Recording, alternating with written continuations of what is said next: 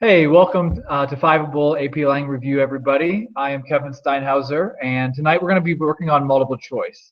So multiple choice is worth 45% of your AP exam score. And clearly in class and even through my Fiveable sessions this year, I and your teacher probably has emphasized writing quite consistently. With all of that said, here's where we are. All right, so let's go ahead and launch into tonight's deliberate practice. All right, so the first few slides I keep consistent. I want to be very clear and concise in terms of what to expect. So there will be 60 minutes. This will be the first hour of your AP exam. And again, this is worth, let me make sure we're good to go here. Cool.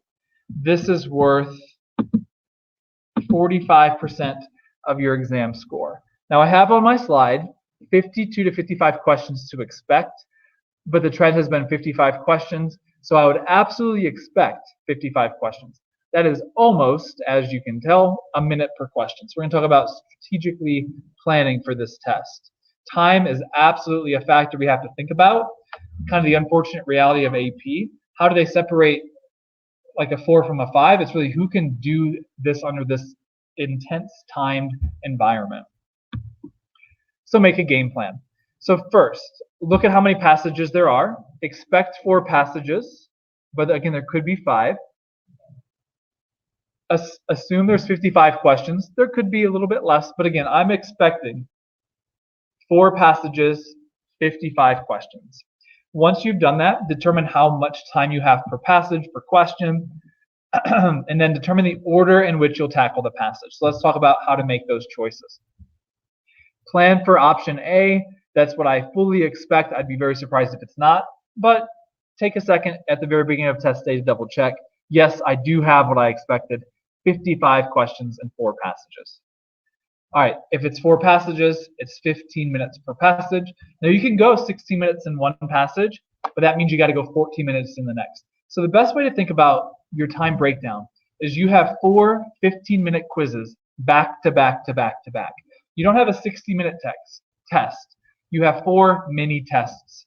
If you treat each passage as a standalone test and you guess on a question or 2 if you need to for the sake of time, you'll actually do better than if you get lost in an early passage and then get screwed and have like no time for that final passage.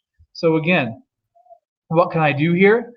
4 passages, 15 minutes each. Treat them as standalone tests. Again, you can go 16 minutes on, let's say, the hardest passage, but that means you got to do the easiest passage in 14 minutes. And that's possible, but know where you are at this point in the year.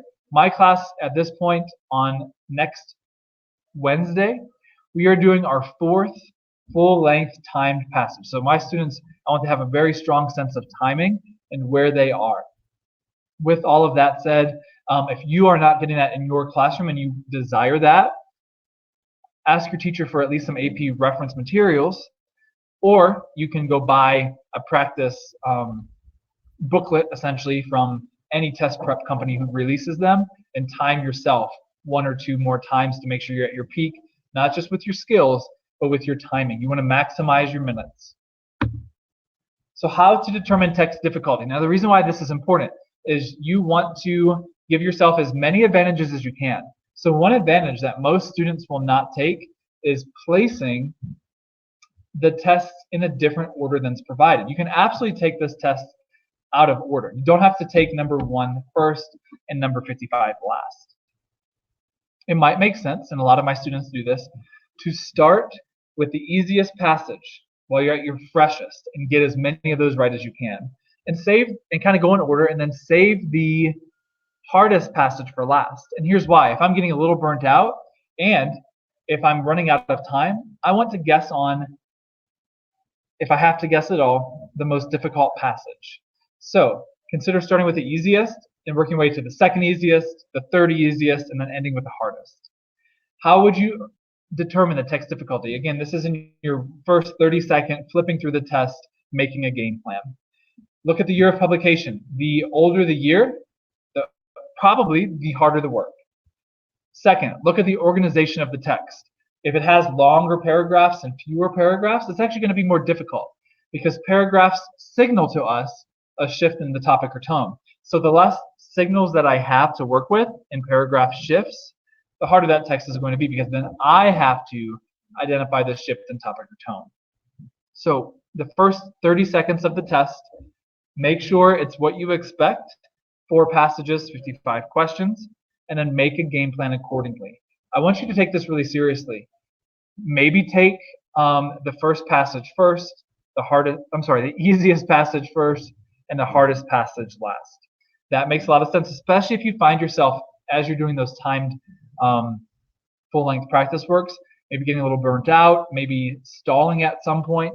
If you're going to stall and have to guess on the last 7 questions, they should be from what is not just the randomly last 7 questions, but the hardest 7 questions, or the 7 questions from the hardest text. But let's pull back and make sure I'm being clear here. If you have to guess on 7 questions at the end, something went wrong. Because what I want you to do is keep an eye on the clock every time that you are flipping the page. Are you on pace here? Are you ready to get these, let's say, 14 questions per passage answered in that 15-minute setting? So again, 15-minute short quizzes is how I want you to view this. If you do, and maybe, hey, number 4 is just taking me forever and I'm not going to get it right. Guess on number and get timing, really. That's the biggest takeaway I hope that you have tonight. Guess when you need to guess in order to finish each isolated 15-minute quiz on time. If you finish passage 1 on time, whatever order you go in, you're on schedule to finish the test on time. This is hard, guys. 60 minutes of your best focus of the year is absolutely required to maximize your minutes. All right. Once you find the order of your multiple choice passages, do this. So step 1, there will be 1 or 2 sentences of background information. Absolutely read that. Don't think that's optional reading. That is mandatory reading. Absolutely. They will give you a clue or 2 to guide your reading. So once you even read that, before you even read the actual text, start thinking about the text. Okay, what do I expect to see? What might the author be talking about? Step 2 is the most important step, actually. Well, step 2 and 3 combined. Read to comprehend, not to answer questions. And how do I do that? I do that through annotations. So you take, on a 15-minute passage, 8 or 9 minutes, so slightly more than half of the time, to read, comprehend, and annotate. So we're going to practice that tonight. We'll take about 8 minutes reading and talking through it, an AP level text. How do you annotate, or why do you annotate, I should say? 2 reasons, and I've said this if you've been with me with multiple choice review before, but for consistency's sake, annotations keep you engaged. We've all been to the bottom of a page, and the teacher says, so what did you read? And your answer is essentially, I read words. That's all I've got. There's words on the page. I'm pretty sure it's English. Okay, so annotations keep you engaged. If you're zoning out, annotations will not allow you to zone out for long. If you force yourself to every paragraph have something far without catching yourself, zoning out, and get back to the top. So zoning out could be 1 of 2 reasons. 1, I'm trying but it's hard, or 2, my mind is wandering. That is a reality that we all face. And here's for for people who aren't worried about this, here's the real reason why I value annotations. Like once you've fought that battle of staying engaged, annotations will actually save you time. I'm going to show you how that works tonight. You are going to work through at a high level in 8 or 9 minutes, reading and comprehending the text. Don't rush that. Trust the process here that I have for you. And then you're going to take 6 or 7 minutes, and it's going to be quick, to do 14 to 16 questions. So let's call it 15 questions. That's 30 seconds per question.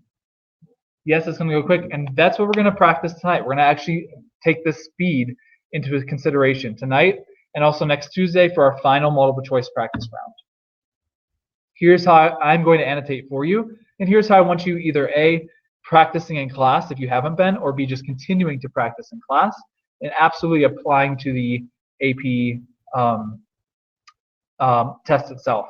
I have a quick anecdote for you, and this is not me bragging by any means. This is me trying to sell you on the annotations. At the beginning of the year, My AP students did not believe in annotations on the whole. I'm generalizing. But a lot of them said annotations are dumb. Today, I gave them a quiz. 80 to 90% of them annotated just like this because they've seen the value in it throughout the year. And this isn't me working miracles. So this is not me bragging about myself. I want to make that very clear. It's about I believe this works. At the beginning of the year, my students averaged on a standalone AP passage, annotations or otherwise, at about a 30%. That's how we started the year. Today in class, they took their quiz.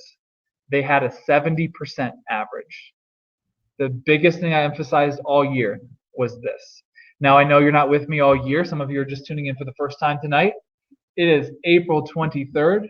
We have less than a month away, but you do have time to practice this deliberately, whether it be in class or if you go buy a book for 20 bucks. If you're not getting multiple choice practice in class, that is a really great investment. $20 and some time where you deliberately practice the skill, again, tonight, next Tuesday, and then extra time on your own, can save you thousands of dollars in college tuition because you're going to get this credit on May 15th. All right, so here's what I passionately believe works. If you're not sure what it refers to, stop, figure it out. Circle it, draw a line back to the antecedent. In other words, what does it refer back to? All right, after reading, you got, again, 6 or 7 minutes. You're going to flip urgently. Like this has to be super maximizing minutes. If I invest 8 or 9 minutes in the high level reading, I can do this. Flip back urgently. So you're actually going to do this. You're going to read the question. You're going to flip back. Look at the context that it's referring to. 80% of the questions will have you flipping back.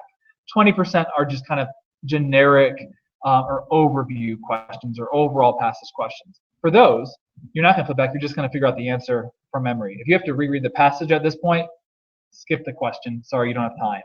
So if you spent 8 or 9 minutes actually reading and comprehending and annotating, you can do this, but it's got to be done quickly. So again, you're going to read the question stem. You're going to go back. You're going to read the context of the word. We're going to practice tonight.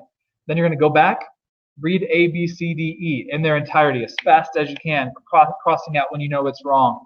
Land on the best answer you've got, move on. Again, I just talked about these. Use process of elimination. Again, when you're out of time, feel free to guess. These are 4 isolated quizzes. If you view it that way, you will be very successful. Every time you guess, use the same letter. That is just a high test taking strategy because you're just statistically more likely to get them right. Let's practice. I'm going to answer questions first, though. Okay, first I have a question over here. Do I have a book that I recommend buying for the test? To be honest, I'll be completely honest with you all. I've purchased all the books. I have flipped through pretty much every book that's on the market. I don't think there's one that's super great. So that's why I said ask your teacher first. If you can ask your teacher for released exams, or I shouldn't say that, like any materials that they've gathered, they're the first line of defense in terms of just vetting what's worth it. I will say this though. I generally, oh gosh, it says, is everyone's video back on? It says everyone's video stopped, so I have to go back and do something. Is everyone's video back on real quick? Okay, I'll go back and just do a quick review of that. Sorry about that, guys. Let me just finish this question. I'll take these questions, then I'll go back and catch us all up. Thanks for letting me know really quickly. So where we are, long story short, 5 steps to a 5 is a really good vetted, it's not perfect, but it's a pretty good practice set. So if you have to choose something, I would go with that. But they're all going to be kind of equal in quality. That one's generally better than the rest, in my opinion. I'm not necessarily right here. It's just my opinion. There's going to be some outdated styles of questions. So anytime they ask you for, in multiple choice, like rhetorical strategies, you can honestly skip those questions. Don't worry about them. The passages themselves will all be accurate or like college level. Sometimes they'll be harder than the real thing, actually. Again, it's okay to practice something that's harder. It'd be a problem if it was too easy. But long story short, ask your teacher first if you want extra practice. If they're kind of at a standstill, maybe they've used everything or just don't have a great library of resources, 5 steps to a 5 would be the first thing to look for. You can't go wrong, though. They're not perfect, but none are going to lead you astray. It's just how to maximize your minutes. So again, every passage that I've seen is either perfect or too hard. Again, there's just going to be some questions that are a little bit outdated in terms of if it asks you to do rhetorical strategies, basically you can skip those questions. And what I mean by that, we won't see any tonight because they're outdated. But if it says in line 15, what is used? Personification, metaphor, simile, synecdoche, metonymy, like all those fancy terms. We don't test you on fancy terms anymore. So if you haven't been taught it, there's a reason. It's been taken out of the test because it's just not super application heavy. I have a bachelor's degree and a master's degree, and I never once had to know what a metonymy was until I taught AP language 8 years ago. So it's okay that we took those out. But if you see them in a test resource, just know, okay, don't have a freak out moment. I don't know what this is. Literally skip it. You can check it with your teacher if you're not sure. Or you can check it with me next Tuesday if you have anything. Let's actually do this then. So Jericho said, for me, it stopped at the underline, summarize, and track pronouns, then resumed. I was going to pay for Albert I.O. for multiple choice, but I wasn't sure. I just want the best practice. You know what? I would say for that, that's okay. It actually, I don't know the cost on that. In my experience, it might be better to go get like a $20 book from Barnes & Noble or Amazon, 3-day shipping, right? So sometimes it's nicer for two reasons. Because I know Albert I.O. is often online, right? As far as I've only seen it online. What I would do is buy the book if it's the same price or cheaper, because you can annotate and practice our annotation strategies. So based on what you all are saying, let's just go back real quick before I take my questions to look at where it stopped. Sorry that it froze on you. So basically, yeah, let's definitely make sure we're on the same page. And let's just do this real quick. So again, I'm going to show you this tonight. Underline key phrases that will anchor you in the text. That's the first thing. Every paragraph should have less is more. So 2 or 3 key important phrases that it doesn't make sense to understand 5 words in a string that you're not quite sure you get. So the first criteria here, you have to understand it. It has to be easy enough to understand that you can go back and just read those 5 words and get the meaning. Because again, you're only underlining things that you want to go back to immediately. You're going to go back to your annotations, not the entire paragraph. And then the second criteria for key phrases is you want to make sure, excuse me, that it is like to the main idea of that chunk of text. And then second, literally in the margins, you're going to bracket every chunk of text. So I actually like put a bracket so I know exactly what lines my annotations align to. I just do a quick bullet point summary. So mine tonight will be a little bit long, just in case this is a standalone PowerPoint at some point, like if someone just downloads the slides. And I'll talk about it, but what I want you to do is in as few words as possible, put a summary in the margin. And again, every shift in topic or tone, you have its own chunk. Sometimes it'll be a whole paragraph. We'll all be on the same topic. Sometimes you'll have 2 or even 3 chunks in the margin. So you just are going to annotate a bracket, and then you're just going to put a few words to summarize that. Okay, please let me know if there are questions. But let's go here. Oh, I'm sorry. I didn't switch the slide over. Let me know if I need to go over that again. My bad. How do you know if you're on? How do you know if you are on pace? So we've got a good question here. The biggest thing is literally, like I said, view these as 4 small quizzes. So I've got 15 minutes per passage. Like I said, I fully expect you to have 4 passages. You know you're on pace as if you just got to do some mental math really quickly. You might want to even take a minute to write out like where you should be at the marks. So at 45 minutes, like to go on the test, so you just got to look at the clock and make sure you're on pace. I should be done with the first passage. At 30 minutes, I should be done with the second passage. At 15 minutes, I should be starting my final passage. Save yourself at the first half of the exam. Don't screw yourself. So again, how do I know if I'm on pace? A constant looking at the clock. Make sure your testing room has a clock in it that you can see, or you have not a smartwatch because those are banned, but a very clear way you can keep time. So a clear watch or a clear clock that you can look at. Literally, that's so important. So I'm glad that you asked, just so we make sure we got this. How do you know if you're on pace? If 8 minutes is gone and you're still reading, you got to speed up, right? But if 8 minutes is gone and you just finished reading, you're actually on pace. You have 7 minutes left to answer every question. And let's look at one more question, and then if more come in, I'll come back as we're actually doing our deliberate practice. All right, do you think we should take time to learn the fancy terms? Great question. Or will that never be the correct answer for a question? Yeah, so I was kind of just talking about this when we were talking about what resources to buy. Don't learn the fancy terms. Don't stress about them. I'd actually be very surprised if I shouted the terms out: metonymy, synecdoche, if you even see those as a distractor. And again, I'm speaking from experience. This isn't, College Board doesn't necessarily say this as their official answer, but the trend is we have not been tested on metonymy and synecdoche for more than 5 years.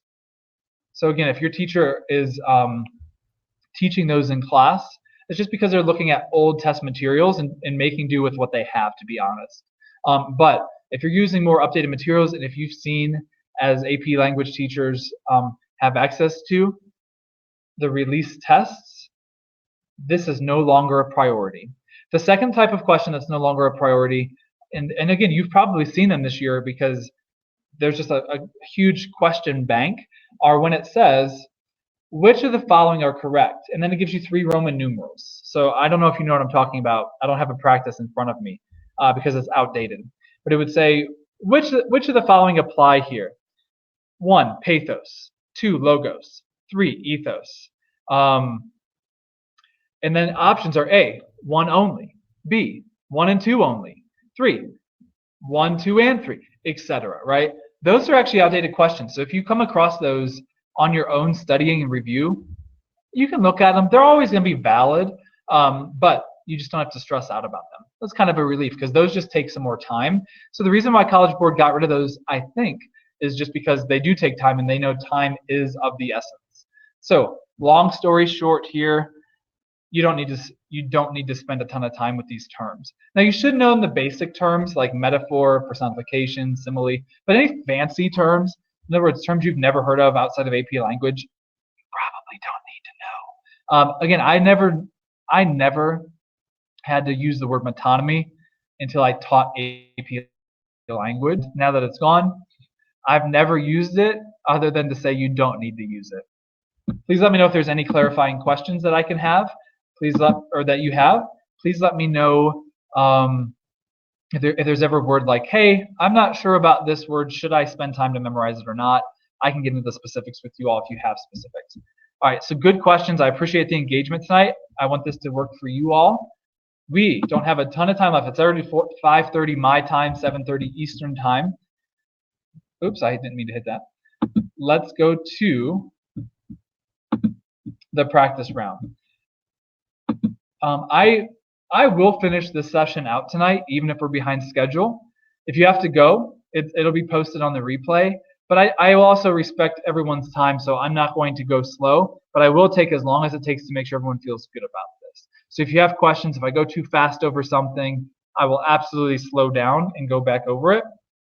But basically, here's what I'm going to do. I'm going to do a quick read of the AP text, and then my marginal annotations are on the right. And what I would actually underline is underlined. So we can do this pretty quickly. And then we'll do about 11 questions together. I will spend as long as it's necessary. But I get if you have a commitment to have to go, you can always catch back with the replay. And then again, we'll probably have less questions next Tuesday because I've answered a lot of them tonight in terms of like logistics. So we'll spend a little bit more time in the last practice round next week then. Again, always read here just to ground yourself. The following essay by a British writer was first published in 1900. Let's read. We may talk about our troubles to help those persons who can give us direct help. But even in this case, we ought as much as possible to come to a provisional conclusion before consultation, to be perfectly clear to ourselves within our own limits. Now, how did I know to underline this? A, this popped off the page to me. I just understand it pretty easily. And B, I know it's like the main point of the first sentence here. Always emphasize your time with topic sentence. Don't move on until you feel like you've got it. We ought, as much as possible, to come to a provisional conclusion before consultation. So we should know what we think before asking others. I put that up here. We need to think for ourselves. All right, so let's continue at the next sentence. Some people have a foolish trick of applying for aid before they have done anything whatever to aid themselves, and in fact, try to talk themselves into perspicuity. The only way in which they can think is by talking, and their speech, consequently, is not the expression of opinion already and carefully formed, but the manufacture of it. So again, I'm not doing this whole sentence. I'm not underlining the whole sentence. I'm finding the core of the thought. Their speech is not the expression of opinion already and carefully formed, but their speech is the manufacture of it. So this is an example of maybe I would say it, and I'd circle back. This is tracking the pronouns. So what is it? Right above it. The expression of opinion right there. So their speech, consequently, is not the expression of opinion already formed. Again, we haven't thought for ourselves, but the manufacture of it. So what he's saying is we often come up with our own ideas only after talking to people. What he's saying we should do is come up with what you believe, and then you can talk to people, but I already know what you believe. So how I just paraphrase that, because this is kind of hard language, I put it into my words that I understand. I don't have time to read that again. You could tell I was like rereading it to make sure I was explaining it right. I'm putting it into words that I understand to make sure I can do this quickly during the multiple choice 6-7 minute round. So people often talk their way into an opinion. Next slide, next paragraph. So this is kind of friendly because it has shorter paragraphs. So I've just got 1 or 2 marginal annotations as we go. We may also tell our troubles to those who are suffering if we can lessen their own. It may be a very great relief to them to know that others have passed through trials equal to theirs and have survived. There are obscure nervous diseases, hypochondriac fancies, almost uncontrollable impulses, which terrify by their apparent singularity. If we could believe that they are common, the worst of the fear would vanish. So let's just pause. I just underlined, and this is not the rule, this is just what happens here. The first and the last sentence of the paragraph. Those are often the most important 2 sentences, so it's not a shock that that's where my annotations led me. We may also tell our troubles to those who are suffering if we can lessen their own. So this is a scenario when we might want to talk about our suffering. And then here at the end, if we could believe that they are common, they, you would circle, and then track back to. So that might be trials, actually. They goes all the way back to trials. If we believe that our trials are common, the worst of the fear would vanish. So I just put this paragraph in a quick note, and you might even do quicker, like I said earlier. Talking about suffering can help people not feel alone. I'm ready to move on if I can write a marginal note. Let's do the third paragraph. But as a rule, underlined here, we should be very careful for our own sake not to speak much about what distresses us. Expression is apt to carry with it exaggeration, and this exaggerated form becomes henceforth that under which we represent our miseries to ourselves. They are, on the other hand, they are diminished, for we attach less importance to that which it was not worth while to mention. Secrecy, in fact, may be our salvation. So that's an interesting thought there. I took out the phrase in fact. I'm just going to reread the core of the sentence. Secrecy may be our salvation. You can see the trend of the text is he's saying talking about your problems less is generally better. Yes, there's exceptions when you can talk about them. He addresses them on the previous paragraph. But on the whole, here's how I wrote this. Talking about our problems can lead to exaggeration, which makes the problems seem worse than they are. In general, he's saying it's not good to talk about our problems. Fourth paragraph. I just underline the topic sentence again. Again, that's not the rule. It's just always emphasize that. Make sure you understand the topic sentence, and then underline the most important part of the paragraph. It is injurious or bad, right, to be always treated as if something were the matter with us. It is health-giving to be dealt with as if we were healthy. And the man who imagines his wits in failing becomes stronger and sounder by being entrusted with a difficult problem than by all the assurances of a doctor. So I put this in my own words. This whole paragraph I parsed down to this. It is not good to always act like something's wrong. Moving on. This one's long, so I've identified a shift here. So here's my first shift. This is the first bullet point, or the first chunk, and then I've got the second one. So let's look for that shift as we read. So I've underlined two short, simple to understand sentences. First,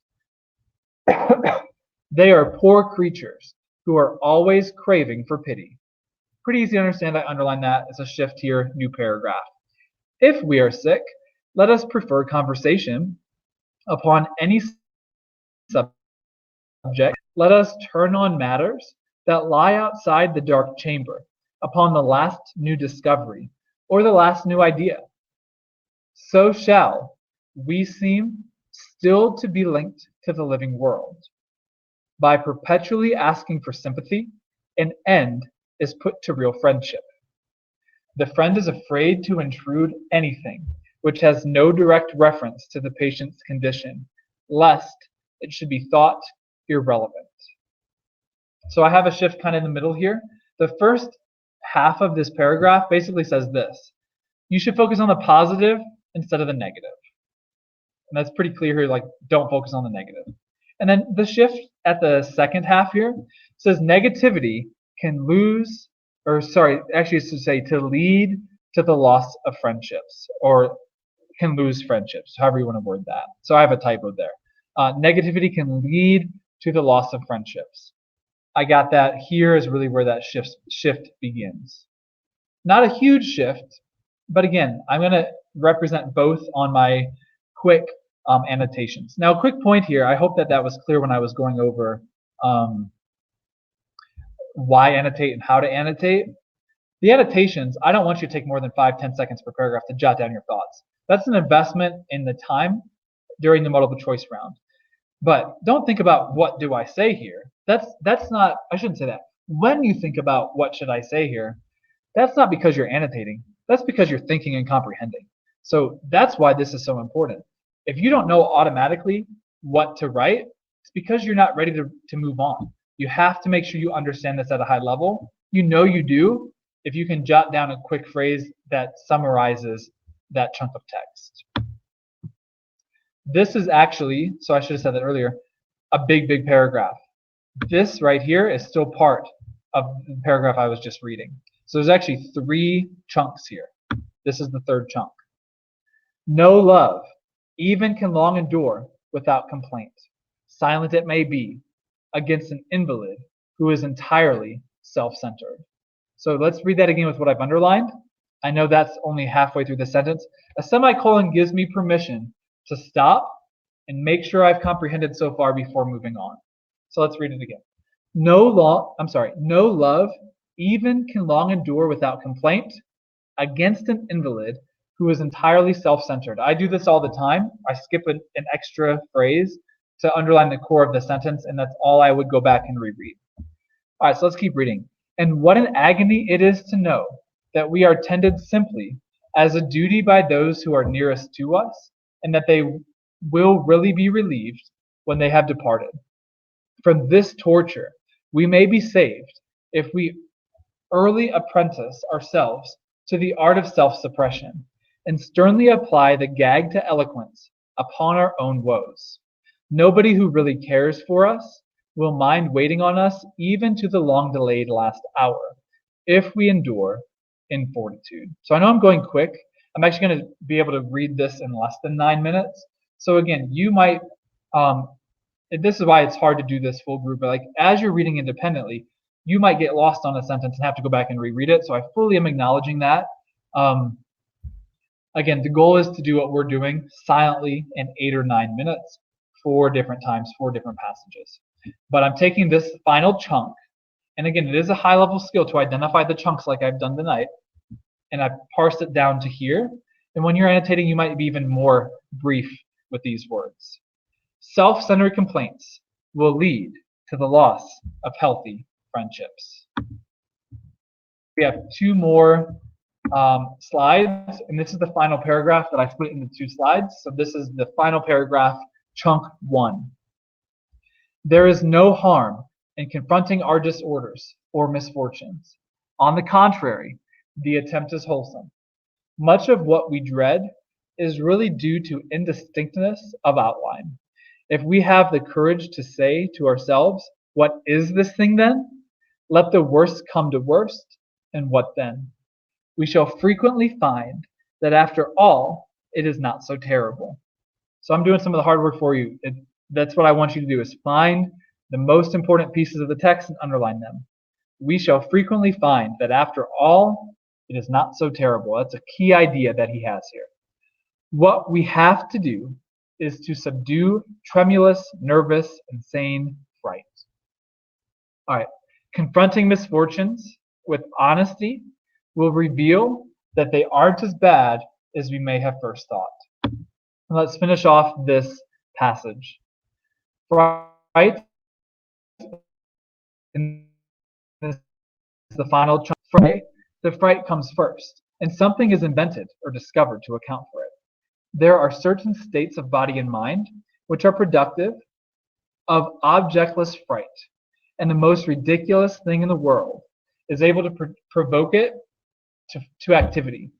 It is perhaps not too much to say that any calamity, the moment it is apprehended by the reason alone, loses nearly all its power to disturb and unfix us. I'm going to read that phrase again. It's a key phrase that I've underlined.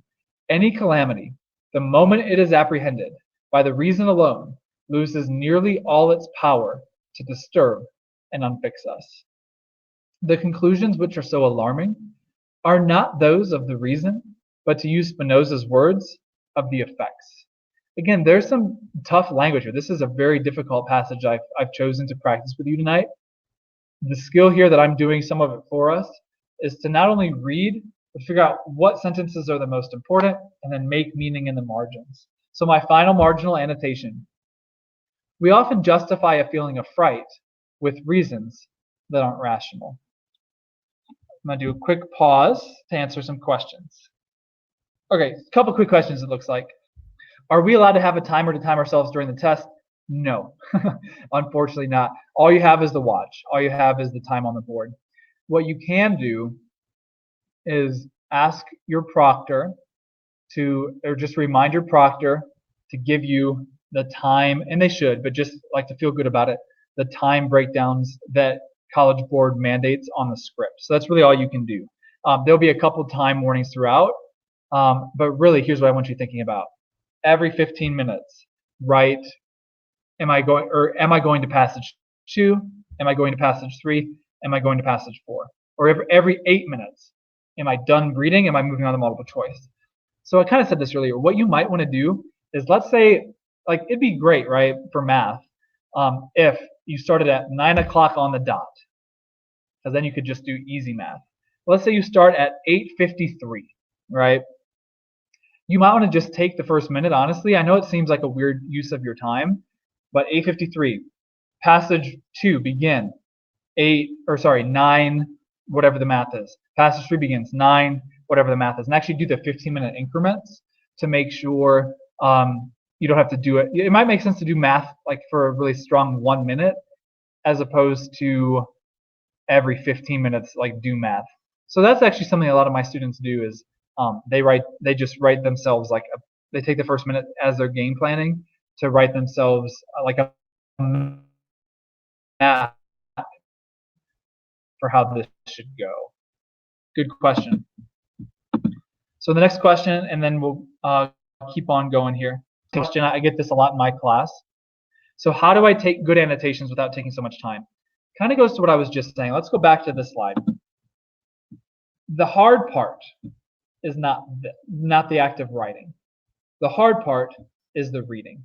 And if you're not doing the hard part, it's not the annotations that are slowing you down, it's the passage that's slowing you down. The only way to get better is to practice doing this consistently. The reason why my students, to shout them out, went from a 30% average to a 70% average in a span of 6 months is because we do this so consistently, and I made them practice at a high level. We did a lot of timed passages, etc.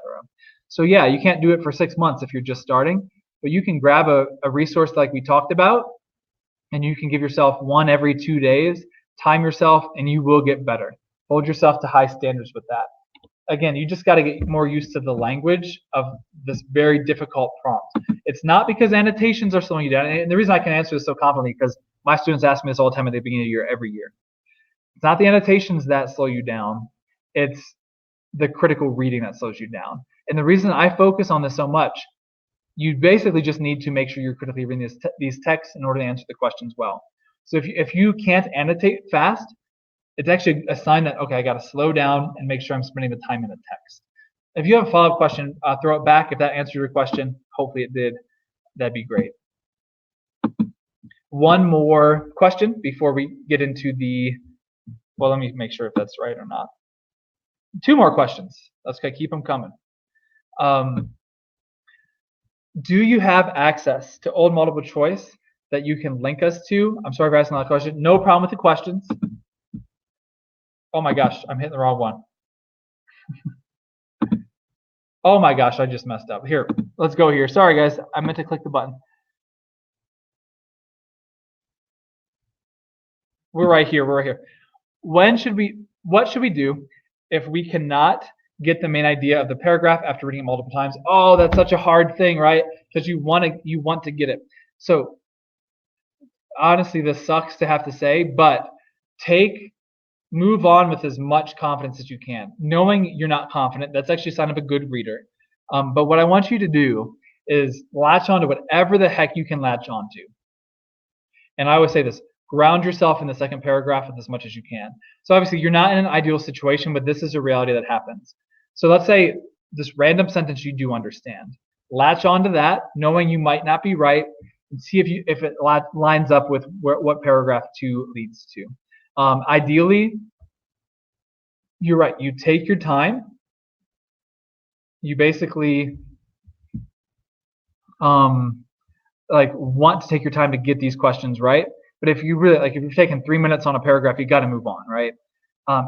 Hopefully, there's a sentence or a phrase that you can latch onto. I think this is what this passage is about, and then just give yourself a do-over. Try again in passage or paragraph 2. Do you have access to an old multiple choice that you can link us to? Unfortunately, not. Some of the College Board materials are for teachers only. Some of the College Board materials basically are just linked up, and I just can't email them out because if they're copyrighted, I can't give them out for free. So what that means is, like I said, ask your teacher first. They might have some that they can give you. Or 2, you're just gonna have to bite the bullet. Again, a $20 investment. I know it seems like not something you want to do. If it can save you a few $1,000s with this final push here from April to May, probably worth a shot. Sorry, if I had it, I would absolutely give it to you. Now my last question. How can you get faster at annotating? Okay, that goes hand in hand with the question I was just on a couple questions ago. The only way to get faster at annotating is to get faster at comprehending. The only way to get faster at comprehending is high-level practice throughout the year. At this point, it's April 23rd. Every day or 2, once you buy that book or get practice materials from your teacher, time yourself 15 minutes on a passage. Again, even if the questions aren't as valid, take the 8 or 9 minutes to read at a high level. My students, someone just said, side note, 5 Steps to 5 is $12. That was when I shouted out, might be worth a $12 investment on Amazon. All right, so with all of that said, there's a lot of passage in there, more than you need for the last 20 days, right? Get that 3-day shipping. Like if you guys are here, you're serious about it, come back next Tuesday for our last run through, and then time yourself a lot between now and May 15th. The only way to get faster at annotating is to practice reading at a high level. Again, it's not annotations that slow you all down. It's the reading, the passage that slows you all down. I want you thinking as you're reading each paragraph, what should I put in the margin? Because that's just simply telling yourself, what's this passage actually telling me? All right, we are going to spend some time with the questions. I know we're running up on an hour already, and it's just because you guys have a lot of good questions tonight. If you have to go at any time again, no worries. This will be posted on a live session replay. I will be here until we're done, but we will go pretty quick. So what we will do is exactly what we should do. I'm going to read the question. If it's an overall question, we're not going to flip back to the passage. I'm going to give you 30 seconds to read. So you can write it in the chat or you can write it in your head, right? And then I'll show you the answer. Pretty straightforward stuff. I'm not going to go over these answers quickly and thoroughly, but again, I will stay here long. If you want me to, you can pop it into the question. So number one, the author most likely assumes which of the following about his audience. This is an overall question, so there's nothing to flip back to. You're just going to read A, B, C, D, E. 30 seconds. Go ahead, I'll let you do this on your own. You can write it in the chat, or you can just write it down in your head. Again, what do you think is the answer? You have 30 seconds. All right, answer is B. Let's read B. It is the audience. It is interested in learning how to deal with personal problems. So the reason why, you use process elimination through these quickly. I bet you like 30 seconds feels kind of long sometimes. That's a good thing when you feel like you have more time. And I'm going to time you each one 30 seconds. So it is interested in learning how to deal with personal problems. The audience wouldn't be reading about personal problems if it didn't have some interest in learning about how to deal with them. 2. Now we're going to flip back to line 5. So let's read. We're not going to read A through E. We're going to flip back to the text, get the answer in our head, in our words, and then see which one best matches up with what we have. The author implies that the speech of some people is likely to. Let's go back to line 5. You're going to flip back to your annotations every time. And I'll just read this sentence. Some people have a foolish trick of applying for aid before they have done anything whatever to aid themselves, and in fact try to talk themselves into perspicuity. Let's just look over here. People often talk their way into an opinion. Now, take 20 seconds. The author implies that the speech of some people is likely to be what? Time's up. Now, one quick note here on any of these style of questions. There's going to be instances quite often on AP language where one of the words is correct, but the other is wrong. If you know something's wrong, cross it out. You're only looking for the word that's 100% correct. The answer here is C. Ill-considered and impetuous. Guys, to be honest, you don't need to know impetuous. Obviously, you're not going to know if that's the answer if you don't know this word. But you're going to leave it and you're going to use process elimination the whole way through. Ill-considered is because, again, go back to my annotations. You're just talking your way into an opinion. It's not well thought through. Impetuous basically gets to that meaning. Kind of just done very haphazardly quickly. Number 3, we're doing 11 questions tonight, just so you're all on the same page. Number 3, in the first paragraph, the author draws a distinction between. Here's what I'm going to do. I'm going to go back to the slide for 15 seconds, then I'll go back to here. Now, I get like on the real deal when the paper's in front of you, you might flip back and forth a couple times. What distinction do you see in the first paragraph? I'll give you 15 seconds to skim through it, and then get your answer in your head, and then we'll go back to A through E. What distinction do you see?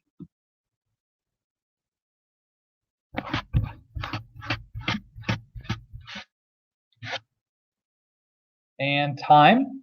Answer B, thinking and speaking. Throughout this whole paragraph, we're literally talking about people who talk their way to thinking or people who think first. So thinking and speaking is the distinction that's being drawn. All right, now we're going to do the same thing, but for the second paragraph. In the second paragraph, the author suggests that one way to lessen the suffering of others is to get them to believe that their troubles are. We're going to just put this in our own words and then see which one matches up. So we're going to go back to the second paragraph. Again, the author suggests that the one way to lessen the suffering of others is to, so we're trying to lessen the suffering, Get them to believe that their troubles are. 15 seconds to just skim back through, look at my annotations, get your answer in your head. What do we want people to know or to think in order to lessen their suffering? Answer C. Not unique to them. Talking about suffering can help people not feel alone. In other words, it's not a unique problem. You're not alone. 5. We're doing 11 questions. This is number 5. Which of the following are contrasted in the third paragraph? For this one, we're just going to go back to the third paragraph. You might flip back and forth a couple times on this one. So that's what we're going to do, actually. Let's just do like 8 seconds to skim, go back, and then I'll let you look at A through E, and then we'll come back to double check.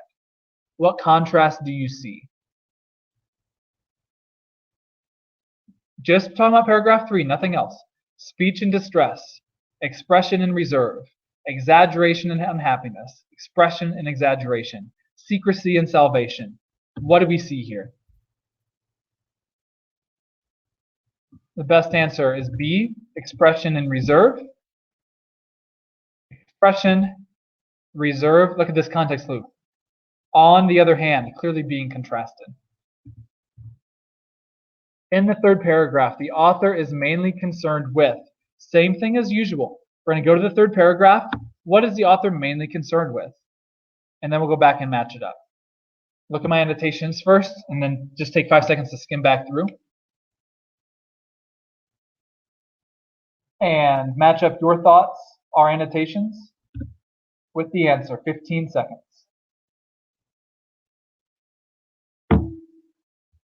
Time. I know this one was a little bit longer, more verbose. So I get it's not a perfect science. I don't want you to spend exactly 15 seconds per question. That's just the general pace as we go. I'm sorry, 30 seconds per question. That's just the general pace that we go. E. Urging verbal restraint by highlighting the impact of speech on the speaker's sense of reality. Talking about our problems can lead to exaggeration. I hope you're seeing how that is clearly aligned. I did not annotate, just so we're clear, this passage after looking at the question. I annotated how I would annotate. Once I understand it, it's lining up very well. It happens every time. Number 7. The author introduces the figure of the man who imagines his wits are failing, primarily in order to. Well, let's just go back and find that sentence. Right here, second sentence. I didn't underline it, so I am just going to take 10 seconds to reread it, and I have 20 seconds to go figure out why this is here. It is health-giving to be dealt with as if we were healthy, and the man who imagines his wits are failing becomes stronger and sounder by being entrusted with a difficult problem than by all the assurances of a doctor. So why talk about this man? Let's just look at it again. The man who imagines her by being entrusted with a difficult problem. So what's the point? 20 seconds on this one. Answer A. This emphasizes the importance of maintaining people's confidence in their abilities. Again, I'm stronger if you trust me with a problem. I need to gain confidence in my abilities. Again, any of that you want to go over, if anyone does, you can stick around. I know we're running along tonight. We've got a few more to do. 8. The use of passive voice in the sentence by ... friendship. Clearly, I'm going to go back and just read that sentence and then come back to the question. So what is the effect of passive voice here?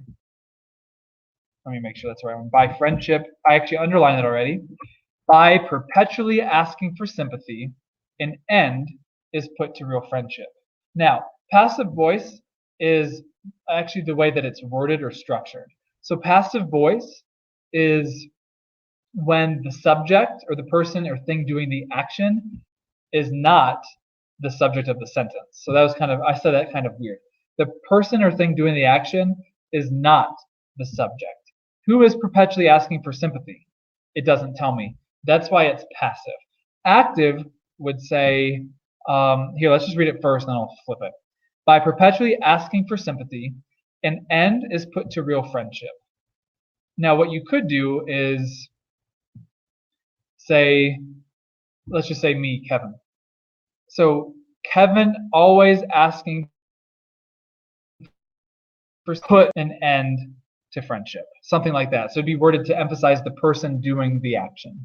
Why word it this way? So let's just read it again, then go back and answer it. You'll have 20 seconds. By perpetually asking for sympathy, an end is put to real friendship.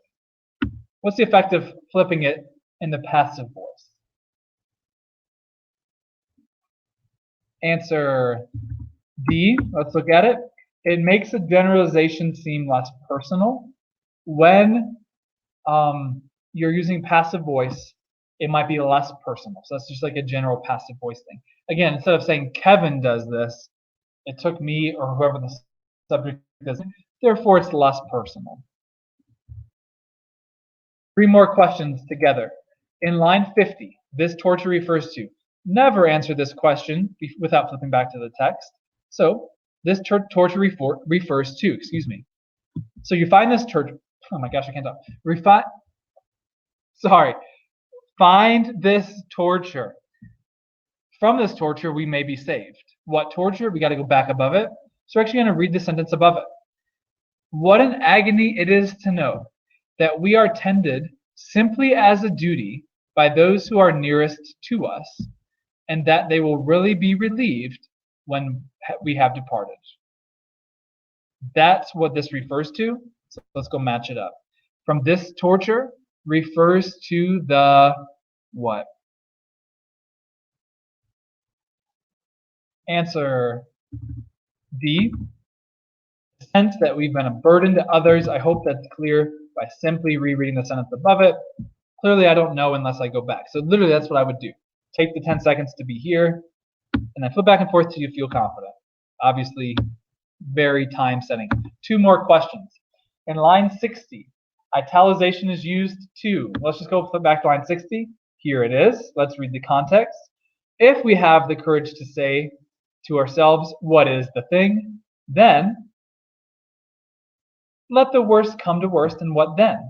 We shall frequently find that after all, it is not so terrible. Why use italics? What are we emphasizing? Italics are always emphasizing. What do you think? Time. A.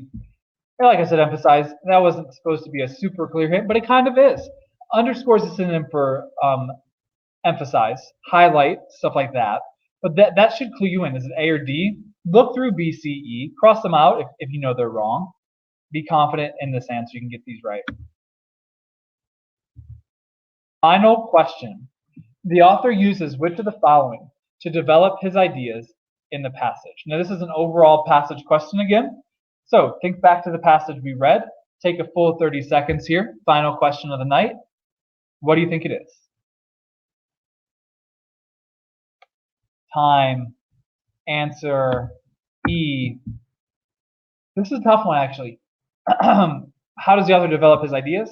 By using a series of generalizations supported by reasoning and hypothetical instances. So let's just go back. Here's an example of a hypothetical instance. He's not using concrete evidence, he's using hypothetical evidence. Here, when he's talking about this hypothetically, your family is relieved when you're gone. Here, he's talking about hypothetical friendships, he's not talking about exact friendships. So it's all reasoning and hypothetical evidence. All right, we have no more questions. Guys, thanks for the engagement tonight. Thanks for your practice. Next Tuesday should look exactly the same, with one exception. We'll have a little bit less time kind of talking out resources and whatnot. We'll do more time in that deliberate practice for the final time this year. I want to do one final reminder tonight with multiple choice. It's all about a high-level reading. Once you have a high-level reading, you will get a lot of the questions right. My students went from a 30% to a 70% today in a span of 6 months because I never emphasized the questions. I went over them like we did tonight. I always spent our class review like we did tonight on the annotations and the high-level reading. That's how I want you cramming for your deliberate practice through this exam. Looks like a question popped in. Easy question for me to answer. Do you have all of your videos on replay? Absolutely. If you're a 500 Plus member, click on APA Language. They are all there since I think we started in September. You have quite a lot every Tuesday night since September. There's a ton of content to use for your cram sessions, everybody. One more question. So I know this isn't about the essay, but can you give me a tip for how to practice the last essay question? I'm gonna look in the comment. Are you talking about arguments? So I'm gonna assume you're talking about the argument essay because that's the last one usually on the test. My biggest thing, because I'll do this in a very quick, since you've asked here tonight, method. However, the best thing to do is go back, be a 500 Plus member. It's worth it if you're having questions at this point. To just go and again, you can choose which replays to watch. I have like 6 of them on argument. The best one to look for is body paragraph because that's where you're in the most of your score. Make a clear claim. That's your topic sentence for each body paragraph. That links back to your thesis. Spend a few sentences discussing the best concrete evidence you can think of that matches your claim. And then spend the majority of your body paragraph space explaining how your concrete evidence proves your point. Don't let the evidence prove it for you. Your job is to be the arguer. So you tell me exactly how your evidence proves your point. So let's just do a quick 30-second hypothetical scenario. And I'll do like an easy example. Here's my claim. By practicing AP language multiple choice deliberately, I will do better on the exam. Here's my concrete evidence. I practiced through 5able on Tuesday night. It was a high-level hour of practice. Then the next day, I took a timed essay. I'm sorry, my bad. A timed multiple choice review in class. It was my best score of the year. So let's say that's my concrete evidence. My explanation is going to be several sentences unpacking why that concrete evidence proves my claim. So my claim was practice makes better. So if it hadn't been for my hour of practice, I probably wouldn't have done so well. If I had just walked into test day without this practice, I probably would have got the scores I normally got, a 50% out of 100, or like whatever it is, right? So that's how the flow of each body paragraph should go. Again, I've got a lot of resources for you all. I've been working on it every Tuesday all year. All right, guys, I appreciate your work tonight. Have a great week. I will be back next Tuesday. Next Tuesday is going to look very similar to tonight, and then we're really getting to the end of the year here. So become a 500 Plus member if you're not, and if you are, all of those resources are at your fingertips. I absolutely hope you use them. That's why I've been doing it all year. And until next Tuesday, I will see you all